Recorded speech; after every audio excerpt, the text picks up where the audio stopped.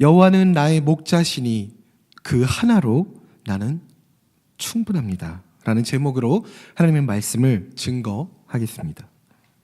한 목사님이 계셨습니다. 이 목사님께서 이제 토요일 날 주보 제목을 설교 제목을 주보 인쇄하는 인쇄소에 넘기셨습니다.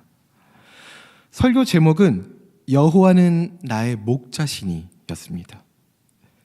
인쇄소 담당자는 이 제목을 받고 조금 이상하다고 생각을 했습니다. 평소에 목사님의 설교 제목은 좀 길었기 때문인데요, 유난히 이날 좀 그 설교 제목이 짧았기 때문입니다. 그래서 목사님께 전화를 드립니다. 목사님, 여호와는 나의 목자시니가 제목의 끝이 맞습니까? 뒤에 뭐가 더 없는 것이 확실합니까? 목사님께서 답변을 하셨어요. 네, 그거면 충분합니다. 네, 이렇게 답변을 하셨습니다. 주일이 되었고요, 목사님께서는 강대상에 올라가셔서 이제 설교를 하시려고 주보를 드셨습니다. 그런데 그만 놀라고 마셨어요. 설교 제목이 이렇게 나와 있었기 때문입니다. 여호와는 나의 목자시니 네, 그것이면 충분합니다. 여호와는 나의 목자시니 네, 그것이면 충분합니다. 목사님께서는 한동안 설교를 못하고 눈물을 흘리셨습니다. 네, 그렇습니다. 여호와는 우리의 목자 되시기 때문에 우리는 부족한 것이 없습니다. 우리의 목자 되시는 여호와께서 우리를 이끌어 주시기 때문에 부족함이 없는 것이죠. 그런데 그렇다면 우리를 어디로 이끌어 가시는지 그 궁극적인 방향을 우리가 알아야 합니다. 그리고 부족함이 없다. 부족함이 없으면 우리의 삶에 많은 열매가 있어야 합니다. 그러면 어떠한 열매가 우리의 삶에 있어야 하는지 그것에 대해서 오늘 이 시간 함께 나누고자 합니다. 우리는 여호와 되시는 하나님의 속성과 우리의 속성을 잘 알아야 합니다. 하나님께서 나를 만드신 이유, 또 이 땅에 보내신 이유가 무엇인가라는 정의, 그 정체성이 우리가 안에 있어야 한다는 것입니다. 그것은 쉽게 말하면요, 오늘 어떻게 살아야 되는가, 오늘 나는 어떻게 살아야 되는가 라는 질문과 맞닥뜨리게 됩니다. 그리스도인은 과연 어떠한 존재이고 어떻게 살아야 되는지 아주 본질적인 관점부터 출발을 할 것입니다. 하나님은 우리를 만드셨습니다. 이것은 성경 맨 앞에 위치해 있는 창세기의 천지창조에서 이 사실을 담고 있습니다. 무에서 유로의 창조와 왕적 통치의 행위, 하나님께서 질서를 따라서 창조를 하셨죠.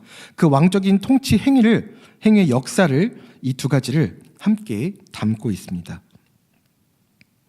하나님께서 창조하신 이 피조세계가 하나님의 거하실 공간과 시간이 되게 하시고 이 피조세계를 통한 온전한 영광을 받으시기를 원하셨습니다. 모든 피조물들은 하나님의 영광을 위해서 창조가 되었고요, 그분께 영광을 돌리기 위해서 각각 존재에게 부여된 기능을 담당하고 있는 것입니다. 창세기 1장 26절부터 27절을 보면요, 하나님이 이르시되 우리의 형상을 따라 우리의 모양대로 우리가 사람을 만들고 그들로 바다의 물고기와 하늘의 새와 가축과 온 땅과 땅에 기는 모든 것을 다스리게 하자 하시고, 하나님이 자기 형상 곧 하나님의 형상대로 사람을 창조하시되 남자와 여자를 창조하시니라. 하나님이 자기 형상 곧 하나님의 형상대로 우리를 창조하셨습니다. 하나님께서 인간에게 주신 정체성이 26절 우리의 형상을 따라 우리의 모양대로라는 표현에 정의가 되어져 있다는 것입니다. 그러니 하나님의 형상을 따라 하나님의 모양대로 창조된 것이 무슨 뜻인지를 우리는 분명하게 알아야 합니다. 우리는 하나님의 성품을 따라 지어졌고 지, 정, 의, 인격을 지닌 존재로 지어졌습니다. 그러므로 하나님의 성품을 따라서 살면서 그 하나님의 성품을 닮은 삶의 열매를 맺는 것이 우리 인간의 아주 기본적인 목적인 것입니다. 형상과 모양, 이것을 하나님의 성품으로 이해하면서도 조금 더 깊이 나아갈 필요가 있습니다. 히브리어를 잠시 살펴볼 텐데요, 개역개정에서 우리의 형상을 따라는 뿌짤 메누입니다. 여기서 명사인 젤렘, 매누이라는 것의 해석이 굉장히 중요한데요. 뿌짤 매누는 우리의 존재를 대신 드러내는 현존하는 의로서라는 의미가 됩니다. 그리고 두 번째, 우리의 모양을 따라는요, 키드무트이고요. 우리를 닮은 존재로서의 의미로 이해가 됩니다. 이러한 이해를 기초로 했을 때 인간이 하나님의 형상으로 또한 하나님의 모양을 따라서 창조되었다는 것은 하나님을 닮은 영적인 성품을 지닌 존재이며 하나님의 현존을 하나님께서 살아계심을 피조세계 가운데 보여주는 하나님의 대리자로서 지음을 받았다는 것을 뜻합니다. 그것은 곧 왕적인 통치권을 우리 인간에게 위임하셨다는 것을 의미합니다. 이 목적은요, 인간이 하나님을 닮은 유사성을 지녔다는 점은 인간의 성품은 하나님의 인격적인 성품을 드러내도록 지어졌고요. 이러한 인간 성품의 인격성은 인간이 하나님의 성전으로 하나님의 통치를 드러내는 것을 궁극적인 목표로 삼는다는 사실을 우리는 기억해야 합니다. 그리고 또 요구되는 것이 있습니다. 하나님의 백성들, 바로 우리들에게 요구되는 것인데요. 바로 하나님의 성품인 것을 인지해야 합니다. 하나님은 자신의 인자하심, 곧 헤세드가 언약 백성의 삶에 그대로 드러나기를 원하십니다. 하나님과의 언약 관계에 있어서 하나님께 우리가 성실하기를 원하십니다. 이웃 관계의 언약 관계에 있어서 이웃에게 성실함을 지키는 존재로 살기를 원하신다는 것입니다. 소위 우리는 보통 우리를 성도라고 이야기를 합니다. 성도는 하시드는요, 하나님의 나라를 성취한다는 의미입니다. 따라서 하나님은 자신의 언약적 성품이 하나님의 백성들의 삶에도 그대로 구현이 되어서 그 백성들을 통해서 하나님의 나라가 이루어지게 하기를 원하십니다. 우리는 하나님의 성품을 따라서, 하나님의 속성을 따라서 하나님의 속성, 사랑 그 자체로 살아야 하며 하나님의 성품을 따라 긍휼과 자비로 살아야 합니다. 이것은 하나님께서 인자한 삶, 즉 사랑의 삶을 우리에게 요구하시기 때문입니다. 그 사랑은 성령의 열매를 맺게 할 것입니다. 갈라디아서 5장 22절에서 23절에 성령의 열매가 굉장히 자세하게 나와 있죠. 오직 성령의 열매는 사랑과 희락과 화평과 오래 참음과 자비와 양성과 충성과 온유와 절제니 이 같은 것을 금지할 법이 없느니라. 이 9가지 열매들은요, 그리스도인들의 삶에 당연히 열려야 되는 결과입니다. 갈라디아서 전체의 내용이요, 율법이 아닌 믿음을 통한 구원을 이야기하고 있고요. 5장의 문맥은 육체의 열매와 성령의 열매를 서로 비교하면서 육체로는 열매를 맺을 수 없고 성령으로만 열매를 맺을 수 있음을 강조하고 있습니다. 즉 성령의 열매는 성령의 도우심이 없이는 맺을 수 없는 열매로서 성령이 역사하신 결과로만 주어지는 열매라는 것입니다. 저희 집에 신생아가 있습니다. 그 신생아를 목욕을 시켰는데요. 이 목욕을 시킬 때 아둥바둥 살려고 막 힘을 씁니다.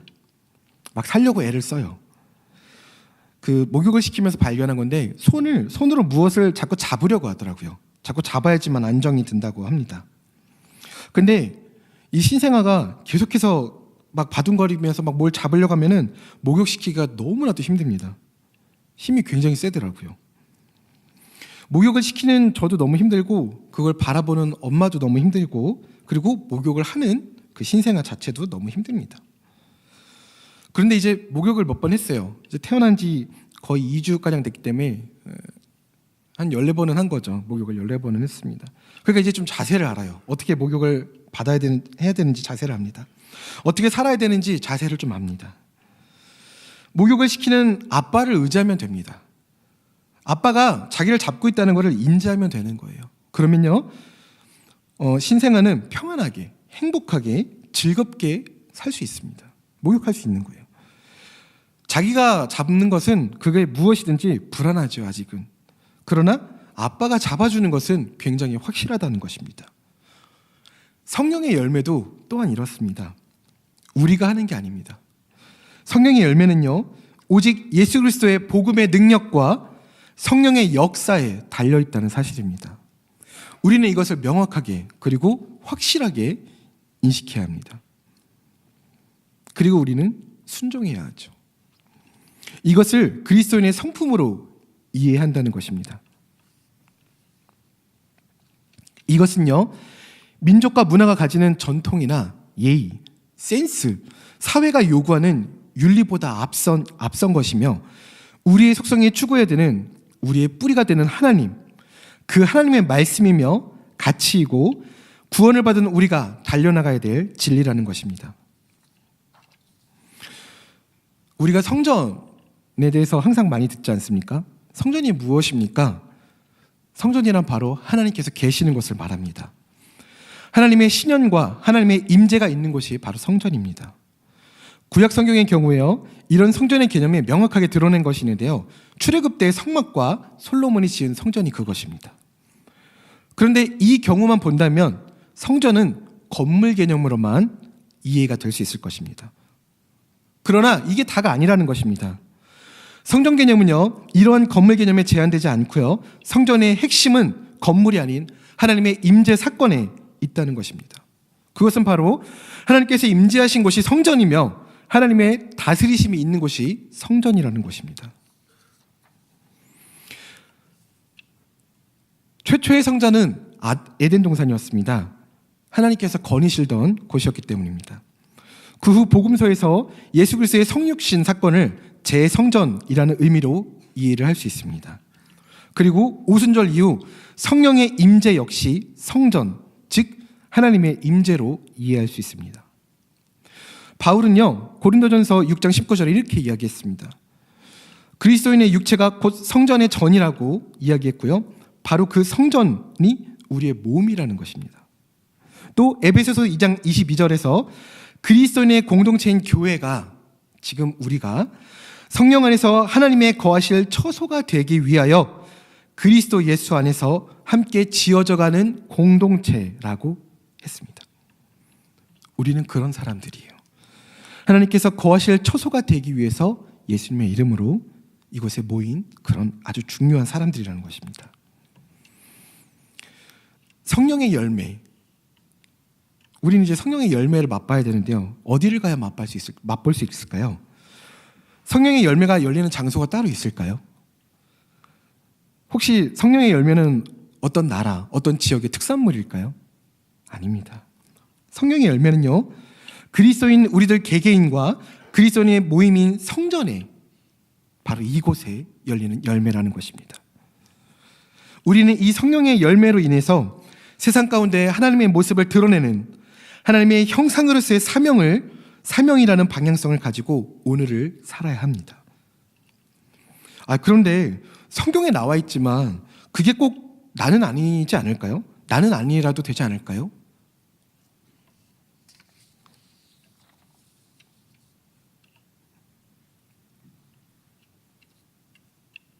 내가 너를 구속하였고 내가 너를 지명하여 불렀나니 너는 내 것이라. 이사야 43장 1절의 말씀입니다. 이 말씀은요, 야곱에게만 하신 말씀이 아니라 분명히 우리를 지명하신 말씀입니다. 그런데 우리는 나약합니다. 우리는 그렇게 성령의 열매를 항상 맛보면서 살 수가 없어요. 네, 하나님도 알고 계십니다. 하나님도 이미 알고 계세요. 중요한 것은요, 우리가 내어 맡긴다는 것입니다. 내어 맡겨야 한다는 것입니다. 제가 허리 디스크로 인해서요, 예배 참석을 못할 때가 있었습니다. 그러면은 이게 너무 아프니까 아무것도 하고 싶지 않고 정말 마음이 너무 우울한 상태가 되고요, 그냥 죽고만 싶습니다. 자존감도 너무 많이 내려가고요, 정말 지독하게 힘이 듭니다. 집에서 아내가 저를 쳐다보는 것조차 너무 싫어요. 제가 벌레같이 느껴져서 너무 싫은 겁니다. 그런데 저는 직장인이니까 제가 예배에 나오지 못하면 상사이신 우리 목사님들께 전화를 드려야 되지 않겠습니까? 직장이니까. 제가 그때마다 얼마나 부끄럽고 수치스럽고 자존심 상하는지 모릅니다. 그러나 말씀을 드려야 되니까 말씀을 드립니다. 전화를 드렸어요. 노현 목사님께 전화를 드렸습니다. 목사님, 제가 허리가 아파서 예배를 못 나갈 것 같습니다. 제가 허리가 아파서 예배를 못 나갔습니다. 정말 죄송합니다. 그럼 우리 노현 목사님께서 당연히 이러셔야죠. 아니, 이 전도사 내년 사역체를 위해서 중보기도 해드리겠습니다. 이렇게 말씀을 해주셔야 돼요. 그런데 어느 날 이렇게 말씀하시는 거예요. 네, 전도사님, 주일날 굉장히 아파 보이시더라고요. 그래서 못 나오시는 줄 알고 이해하고 있었습니다.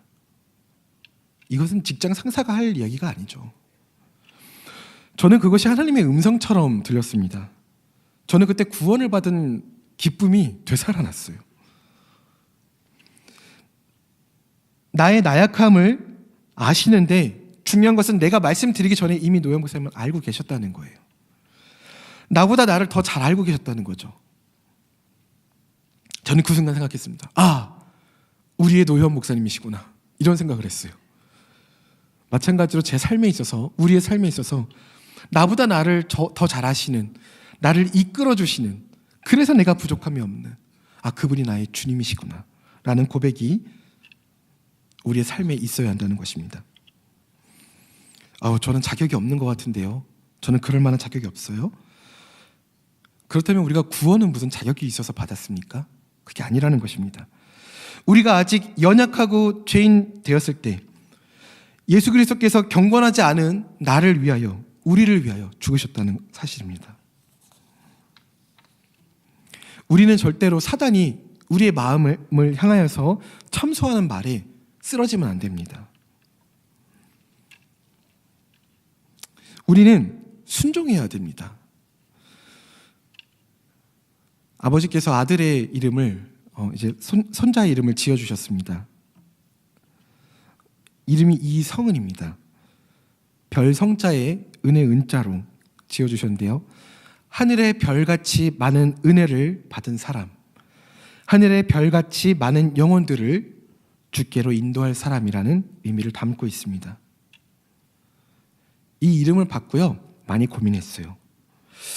우리 교회도 성은이라는 성도님이 계시는데, 고성에도 성은이라는 친구가 있고, 내 친구 중에서도 성은이가 있는데 별로 안 와닿는 거예요, 이름 자체가.